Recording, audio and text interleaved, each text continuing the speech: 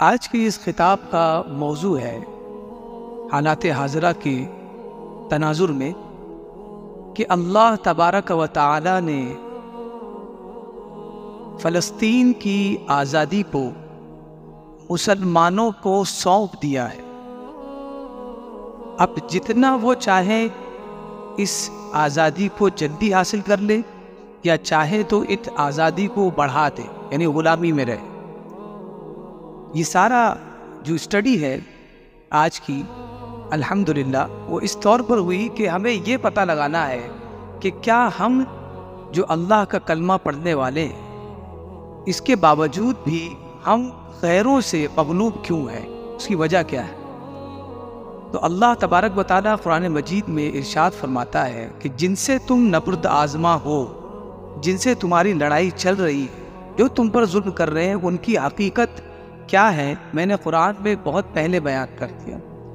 اللہ تبارک و تعالیٰ ارشاد فرماتا ہے ضربت علیہم الذلہ اینما ثقفوا، ان لوگوں پر یعنی بنی اسرائیلیوں پر، اسرائیل پر اللہ تبارک و تعالیٰ نے ذلت مسلط کر دی ہے۔ اور کہاں ذلت مسلط کی ہے؟ اینما ثقفوا، جہاں جائیں گے، وہ جس جگہ ہوں گے دنیا میں وہاں وہ ذلیل ہی ہوں گے۔ یہ اللہ تبارک و تعالیٰ کا وعدہ ہے۔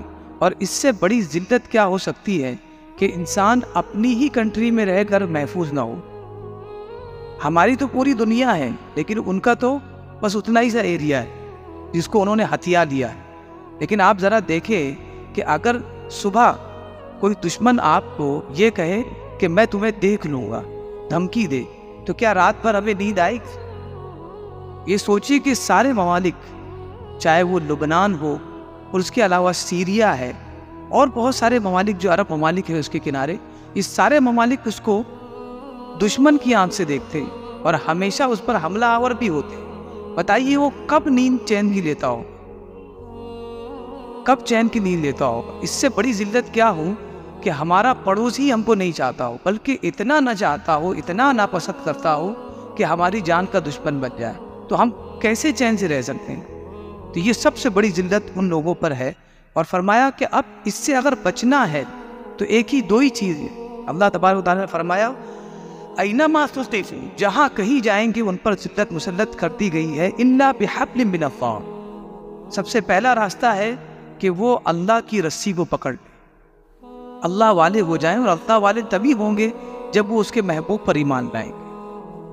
محبوب پر ایمان لانا ضروری ہے، تبھی محب پر ایمان لایا جا سکتا ہے۔ اور آگے دوسری وجہ بتائی وَحَبْلٍ مِّنَ النَّاسِ، اور دوسرا راستہ یہ ہے ان لوگوں کا ذلت سے بچنے کے لیے کہ یہ لوگوں کی رسی کو پکڑ لیں۔ آپ دیکھیے پورا فرانس، پورا یورپ اس کا ساتھ دے رہا، جتنے مغربی ممالک جتنے ہیں، یہ سارے ممالک ویسٹ پورا کا پورا اس کو ساتھ دے رہا۔ یہ لوگوں کی ٹکڑی ہے جو اس کو مدد کر رہی ہے، جس کی بنیاد پر آج یہ کھڑا ہے، کیسا بھی ٹوٹا پھوٹا لیکن کھڑا ہے۔ بات اور ہے کہ یہ کتنا ٹوٹ چکا ہے اندر سے، یہ ہمیں وہ بتاتا نہیں ہے کہ سارا میڈیا اس کے ہاتھوں بک چکا ہے اور جو کچھ ہے اسے ان لوگوں نے خرید لیا ہے۔ یہ اللہ تبارک و تعالیٰ کا وعدہ ہے کہ یہ ذلیل رہے۔ اب آئیے آیت کریمہ کی طرف۔ پورا قرآن مجید میں اس کا منظر بتا دیا گیا کہ یہ کب شروع ہوں گے، کب ختم ہوں گے، پھر کب شروع ہوں گے اور کب ختم ہوں گے، اور کون انہیں ختم کرے گا۔ اور ان کو ختم کرنا بہت آسان ہے، اس کی شرائط ہے۔ ان شرائط پر اگر مسلمان اتر جائے تو یہ کل کے لیے نہیں دکھیں گے، یعنی آنے والے دن کا یہ سورج نہیں دیکھ سکیں گے۔ اللہ تبارک و تعالیٰ ارشاد فرماتا ہے وَقَضَيْنَا إِلَى بَنِي إِسْرَائِيلَ فِي الْكِتَابِ، اور ہم نے بنی اسرائیل کو کتاب میں یہ وحی بھیج دی۔ کیا وحی تھی؟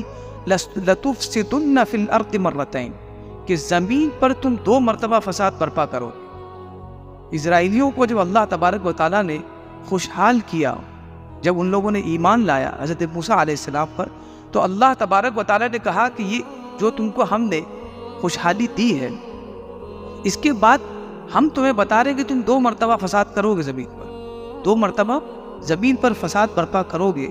اور فرمایا وَلَتَعْلُنَّ عُلُوًّا كَبِيرًا، اور بڑا غرور کرو گے، تمہیں ایسا لگے کہ ہم سے بڑا کوئی ہے ہی نہیں. دنیا کے چھوٹے سے حصے پہ رہنے والا ملک اپنے آپ کو اتنا بڑا سمجھتا ہے کہ پوری دنیا کو آنکھ دکھاتا ہے. اور یہ اللہ تبارک و تعالیٰ کے بھروسے نہیں بلکہ مغرب کے بھروسے, ویسٹ کے بھروسے, فرانس کے بھروسے, ان لوگوں کے بھروسے یہ لوگوں کو آنکھ دکھاتا ہے. تو جب کوئی انسان کے بھروسے اللہ کے ماننے والوں سے دشمنی لے گا تو زیادہ دن دشمنی نہیں جھیل سکتی. لیکن اگر اللہ کے ماننے والوں سے وہ جھگڑا لے اور اللہ کی پشت پناہی اسے حاصل ہو تو وہ لمبا چلے گا. اور الحمدللہ مسلمانوں کو یہ چیز حاصل. یہ 2 وعدے تھے کہ 2 مرتبہ تم زمین پر فساد برپا کرو گے, اور بتا دیا لَتُفْسِدُنَّ, ضرور فساد کرو گے. تمہاری کنڈلی میں لکھ دیا گیا ہے. اب آپ آگے دیکھیے, فَإِذَا جَاءَ وَعْدُ أُولَاهُمَا, تو جب پہلا وعدہ پورا ہو جائے گا, یعنی جب پہلی مرتبہ تم فساد کرو گے, بَعَثْنَا عَلَيْكُمْ عِبَادًا لَنَا, تو جب پہلی مرتبہ تم زمین پر فساد برپا کرو گے تو ہم اپنے بندے تمہارے پاس بھیجیں گے. اولی بأس شدید, بہت ہی مضبوط اور سخت ہوں گے لڑنے میں. فجاسوا خلال الدیار, تمہارے شہر میں وہ گھسیں گے تمہیں ڈھونڈنے کے لیے, اور تمہیں ڈھونڈ کر ماریں گے. وَكَانَ وَعْدًا مَفْعُولًا, اور یہ اللہ کا وعدہ پورا ہو چکا, یہ وعدہ پورا ہو چکا. اس کی تفسیر میں مفسرین فرماتے ہیں, جو قدمہ مفسرین ہیں وہ فرماتے ہیں کہ جب بنی اسرائیل کو اللہ تبارک و تعالیٰ نے خوشحالی دی, اولاد سے نوازا, مال سے نوازا, ہر ایک چیز میں ان کو خوشحال رکھا کہ لوگ ان پر حسد کرنے لگے, اس قدر اللہ نے ان کو نوازا. تو ان لوگوں نے فساد یہ کیا کہ سب سے پہلے حضرت شعیاء علیہ السلام, اللہ کے نبی, ان کو قتل کیا. دوسری روایت کے مطابق ارمیہ علیہ السلام, یہ بھی نبی ہیں, ان کو قتل کیا. اب آپ سوچے کسی قوم کو اللہ تبارک و تعالیٰ سرفرازی دے اور وہ قوم اللہ تبارک و تعالیٰ کے بھیجے ہوئے نبی کو قتل کر دے, اس سے بڑا کوئی گناہ ہو سکتا ہے؟ آپ تفسیر میں پڑھیں گے تو آپ کو پتہ چلے گا بنی اسرائیلیوں نے تقریباً کم و بیش 700 انبیاء کو قتل کیا ہے, 700 انبیاء کو شہید کیا ہے. ہم مر رہے ہیں, ہمارے بچے مر رہے ہیں, ہماری عورتیں مر رہی ہیں, لیکن ہمارا جو خون بہایا جا رہا ہے وہ ناحق ہے. ہمارا جو خون پایا جا رہا ہے وہ ناحق ہے, اس لیے کہ ہم اللہ پر ایمان لاتے, کسی پر ظلم نہیں کرتے. یہ لوگ جو بچے ہوئے ہیں یہ خود ناحق ہے, اس لیے کہ ان لوگوں نے اللہ کے حکم کو نہیں مانا. اس سے بڑی جرأت کوئی نہیں ہے کہ اللہ کے حکم نہ مانے. کوئی اگر یہ سمجھتا ہے کہ مسلمان تو مر جا رہے ہیں, یہ ہار جا رہے ہیں, ہم ہار نہیں رہے, ہم ہی جیت رہے ہیں. جیتتا وہ ہے جس کا تعلق اللہ سے مضبوط ہوتا ہے, اور ہارتا وہ ہے جسے زندگی تو مل جائے لیکن اللہ سے وہ دشمنی مول لے. اور یہ وہ لوگ ہیں جن لوگوں نے اللہ کے احکام کو نہیں مانا, بلکہ جن احکام کو بھیجا اللہ نے اپنے نبیوں کے ذریعے, ان نبیوں کو سولی پر چڑھا دی. حضرت ارمیہ اور شعیاء علیہ السلام کو قتل کیا. جب اس طرح کا انہوں نے فساد برپا کیا تو اللہ تبارک و تعالیٰ نے اخت نصر کو بھیجا, نیبوکڈنیزر جس کو انگلش میں کہا جاتا ہے, اور اس نے ایسی بربادی پھیلائی, ایسا مارا ہے کہ تقریباً 70,000 اسرائیلیوں کو قید کیا اور کسی کو باقی نہیں رکھا, ان کے سارے باقیات کو اس نے ختم کر دیا. تو یہ اللہ تبارک و تعالیٰ نے فرمایا, اور یہ میرا وعدہ تھا, یہ پورا ہو گیا, پہلا وعدہ.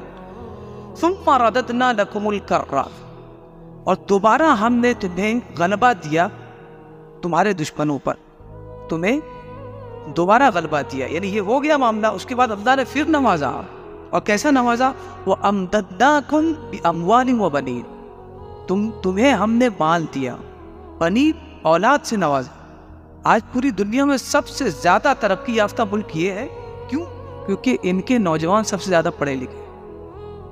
نوجوان کی کثرت ضروری نہیں ہے, بلکہ نوجوان کم ہو لیکن پڑھے لکھے ہو, تب وہ قوم ترقی کرتی, اور اس بنیاد پر بھی یہ ترقی یافتہ ہے.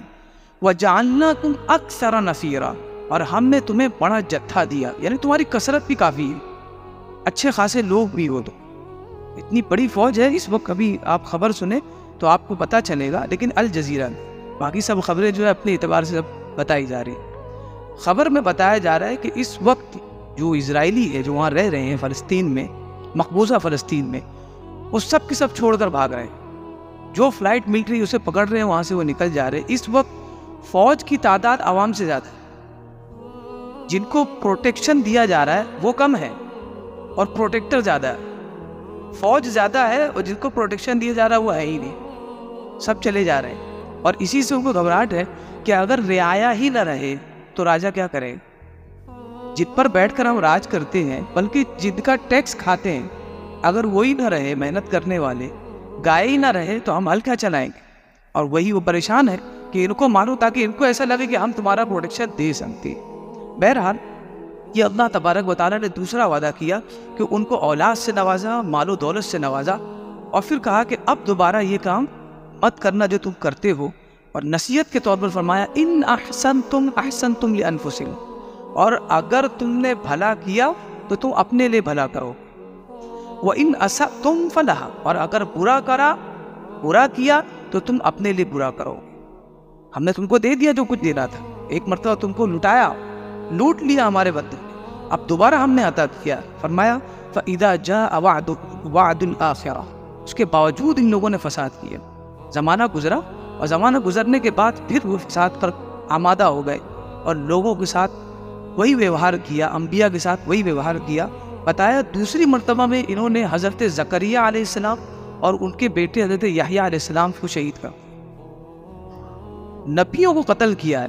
الحمدللہ ثم الحمدللہ ہماری عوام امت مسلمہ آج جو اس جگہ حاضر ہے، پوری دنیا میں ایک بندہ آپ کو کوئی اکا دکا کوئی آپ کو مل جائے، ورنہ اکثریت کا عالم یہ ہے کہ وہ علماء دین کو دیکھ کر اپنی نظریں نیچی کرتے ہیں، علماء کا ادب کرتے ہیں، تو سوچیں انبیاء کا کتنا ادب کریں گے۔ الحمدللہ یہ نصیب ہم امت محمدیہ کا ہے کہ ہم میں سے آپ کو بہت ہی کم ملیں گے جو اللہ کے بھیجے ہوئے انبیاء کی شان کو گستاخی کریں، بلکہ وہ تو علماء سے نظر نہیں ملاتے، بہت بڑی بات ہے۔ اور جب ان پر بھیجا گیا، فرمایا وَإِذَا جَاءَ وَعْدُ الْآخِرَةِ، اور جب دوسرا وعدہ آیا اور انہوں نے پھر فساد کیا، انبیاء کو قتل کیا، اور حضرت عیسیٰ علیہ السلام کو سولی پر چڑھانے کی سازش کی، آمادہ ہوئے، لیکن اللہ نے یہ کام ان کو کرنے نہیں دیا، حضرت عیسیٰ علیہ السلام کو آسمان پر اٹھا لیا۔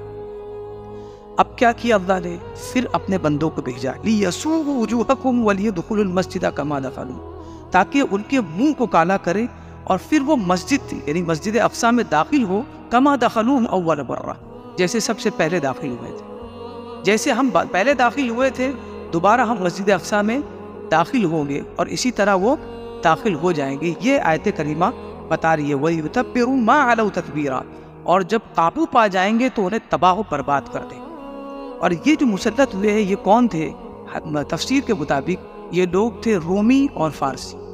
اہل فارس اس وقت پاورفل تھے، سپر پاور تھے، اور روم یہ سپر پاور تھا، ان کو اللہ تبارک و تعالیٰ نے مسلط کر دیا۔ لیکن آج کے مفکرین اور مفسرین بتاتے ہیں کہ اس آیت کریمہ میں اس کی تفسیر اب بتائی جا رہی ہے، وہ یہ ہے کہ جو سب سے پہلا وعدہ تھا وہ وعدہ تھا جب یہ یہودی مدینہ میں رہتے تھے اور نبی پاک صلی اللہ علیہ وسلم کو ماننے سے انکار کیا اور آپ کے ساتھ دغا کیا، آپ کے ساتھ دھوکہ کیا اور وعدہ خلافی کی، تب اللہ تبارک و تعالیٰ نے نبی پاک صلی اللہ علیہ وسلم اور اصحاب رسول کو ان پر مسلط کر دیا، اور مسلط ایسے ہوئے کہ بنو قریظہ، بنو نذیر، بنو قینقاع، یہ مدینہ میں رہتے تھے، قلعے تھے ان کے، یہ تینوں کمیونٹی سارے یہودی تھے، ان سب کو رسول اللہ صلی اللہ علیہ وسلم نے مدینہ سے بھگا دیا، کہا کہ یہاں سے نکلو اور خیبر جاؤ، یہاں تم کو رہنا نہیں پڑے گا۔ یہ پہلا وعدہ تھا جو اللہ تبارک و تعالیٰ نے پورا کیا، آج کے مفسرین بتا رہے ہیں۔ اور اس کے بعد وَأَمْدَدْنَاكُمْ ثُمَّ رَدَدْنَا لَكُمُ الْكَرَّةَ، دوبارہ ہم نے تم کو موقع دیا، یہ دوبارہ موقع وہی ہے جو آج اس میں جی رہے ہیں۔ یہ اللہ نے جو دوبارہ موقع ان کو دیا ہے یہ وہی موقع ہے جس میں یہ لوگ جی رہے ہیں۔ آج دنیا کی ہر سہولت ان کے پاس تھی، جو ہتھیار آپ کو سمجھ میں نہیں آتا وہ ان کے پاس ملے گا، ہر طرح کی سہولت ان کے پاس، اور یہ وہی دوسرا موقع ہے۔